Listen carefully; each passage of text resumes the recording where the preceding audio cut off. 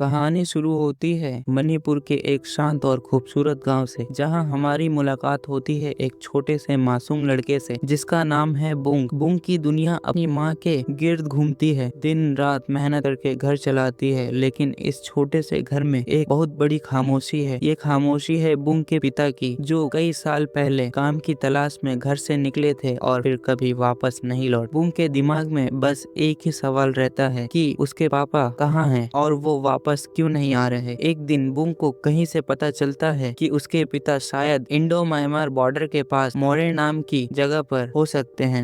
बस यही वो पल था जहाँ से बुंग का बचपन पीछे छूट जाता है और एक बड़ा मकसद शुरू होता है। वह अपने सबसे अच्छे दोस्तों के साथ मिलकर एक खतरनाक लेकिन जज्बाती फैसला लेता है कि वो खुद मोरे जाएगा और अपने पापा को वापस लेकर आएगा, ताकि उसकी माँ के चेहरे पर वही पुरानी मुस्कान वापस आ सके। दोनों बच्चे किसी को बिना कुछ बताए थोड़े से पैसे और ढेर सारी उम्मीद लेकर निकल पड़ते हैं। शुरुआत में उन्हें लगता है कि ये एक एडवेंचर है, लेकिन जैसे जैसे वो मणिपुर की पहाड़ियों और जंगल के रास्तों से गुजरते हैं, उन्हें समझ आने लगता है कि दुनिया कितनी बड़ी और पेचीदा है। रास्ते में उन्हें कई तरह के लोग मिलते हैं, कुछ जो उनकी मदद करते हैं और कुछ ऐसे जो उन्हें डराते हैं। ये सफर सिर्फ एक जगह से दूसरी जगह की नहीं है, बल्कि ये मणिपुर के उन हालातों को भी दिखाता है जहां बॉर्डर की टेंशन और गरीबी लोगों की जिंदगी कैसे बदल देती है। बुंग और उसका दोस्त भूखे प्यासे, कभी बस में, कभी छुकर तो कभी पैदल चलकर आखिरकार मोरे पहुंच ही जाते हैं। मोरे एक ऐसी जगह है जो भीड़ भाड़ और शोर से भरी हुई है, जहां हर चीज बिकती है और हर चीज का एक मोल है। वहां पहुंचकर बुंग हर किसी को अपने पिता की तस्वीर दिखाता है और उनका पता पूछता है। उसके दिल में एक उमंग है कि बस कुछ ही देर में वो अपने पापा को गले लगाएगा। लेकिन कहानी में असली मोड़ तब आ जाता है। बुंग को अपने पिता का ठिकाना मिलता है। जब वो वहां पहुंचता है तो वो जो देखता है वो उसके नन्हे दिल को तोड़कर रख देता है। उसे पता चलता है कि उसके पिता ने वहां एक नई दुनिया बसा ली है, उनकी एक नई फैमिली है और शायद उनके पुराने परिवार के लिए उनके पास अब कोई जगह नहीं बची। वो महसूस करता है कि वो जिस पिता को ढूंढने निकला था वो अब यादों का हिस्सा बनकर रह गए हैं। बुंग वहां खड़ा होकर उन्हें देखता है, लेकिन उनके पास नहीं जाता। उस पल में उसे एहसास होता है कि रिश्ते सिर्फ खून से नहीं बनते, बल्कि उनसे बनते हैं जो मुश्किल वक्त में आपके साथ निभाते हैं। मूवी के आखिरी हिस्से में बुंग अब एक टूटा हुआ बच्चा नहीं, बल्कि एक समझदार बेटा बनकर अपने गांव वापस लौटता है। जब वो अपनी माँ को देखता है तो उसे समझ आता है कि उसका असली सुकून और उसकी असली दुनिया वही है। वो खाली हाथ जरूर लौटा था, लेकिन उसके पास अब एक गहरा तजुर्बा था। वो समझ चुका था कि कभी कभी जिस सवालों के पीछे हम भागते हैं उनका जवाब ना ही मिले तो बेहतर होता है। कहानी खत्म होती है बुंग और उसकी माँ एक इमोशनल मिलन पर, जहाँ वो अब अपने अधूरे परिवार को ही पूरा मानकर जिंदगी जीना सीख लेता है। यह फिल्म हमें बताती है कि बचपन मासूम है, लेकिन वक्त और सच्चाई उसे बहुत जल्दी बड़ा कर देती है। और इसी के साथ बुंग की कहानी खत्म होती है। धन्यवाद।